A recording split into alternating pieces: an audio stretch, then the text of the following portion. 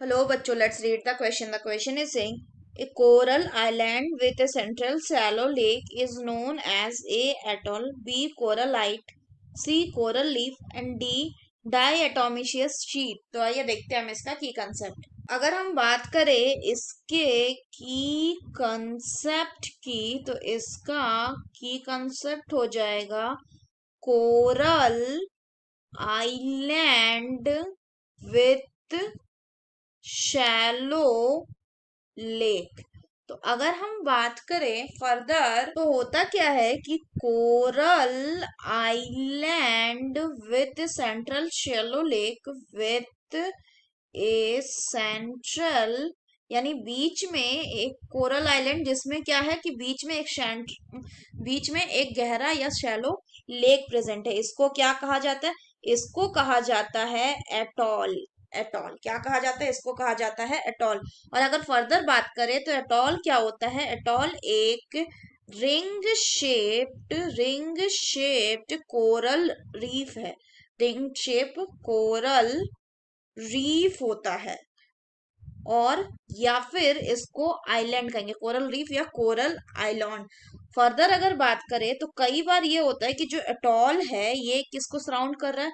It surround a body of water, a body of water जिसको यहाँ पे हम सेंट्रल लेक या क्या कह रहे हैं? सैलो लेक कह रहे हैं।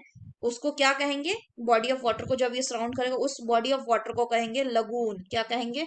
लगून। कभी कभी जो एटॉल एंड लगून होता है ये क्या करता है? ये प्रोटेक्ट करता है किसको? सेंट्रल आइलैंड को। अगर बात करें फर्दर तो ये जो एटॉल होता है ये कब डेवलप करता है?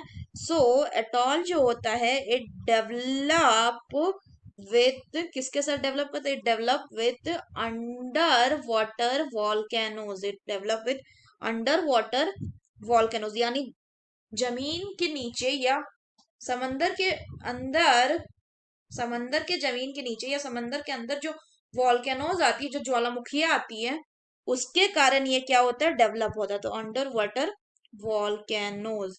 और इन अंडर वाटर वॉल्केनोज को क्या कहते हैं? इनको कहा जाता है सी माउंट्स। क्या कहा जाता है? Sea mounts.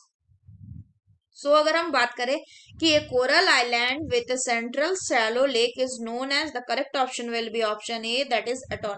अगर हम बाकी ऑप्शंस की बात करें तो नेक्स्ट बोल रहा है क्या? Coral light. कोरलाइट क्या होता है? ये स्केलेटल कप होता है which is formed by an individual stony coral polyp. Next बोल रहा है कोरल रीफ। अगर हम बात करें कोरल रीफ की तो कोरल रीफ क्या होती है? Coral reef under water ecosystem होती है जिसमें कि रीफ बिल्डिंग कोरल क्या होता है? प्रेजेंट होता है। अगर हम सिंपल वर्ड में बात करें तो कोरल रीफ्स ये क्या? ये मैसिव स्ट्रक्चर है जो कि लाइमस्टोन के बने हुए होते हैं which are deposited by the coral polyps. Further अगर हम बात करें तो नेक्स्ट बोल रहा है डायएटोमेशियस शीट। तो डायएटोमेशियस शीट को ही दूसरा नाम क्या बोलते हैं? डायएटोमेशियस अर्थ। तो होता क्या है कि जो डायएटम्स का जो फॉसिल रिमेन्स है वो क्या करता है? वो सेडिमेंट्री डिपॉजिट करवाता है। उसी को हम क्या बोलते हैं? उसी को हम कहते हैं डायएटोमेशियस अर्थ और diatomaceous sheet. Best of luck. So that's all for the question बच्चों। Hope you understood it well. Best of luck.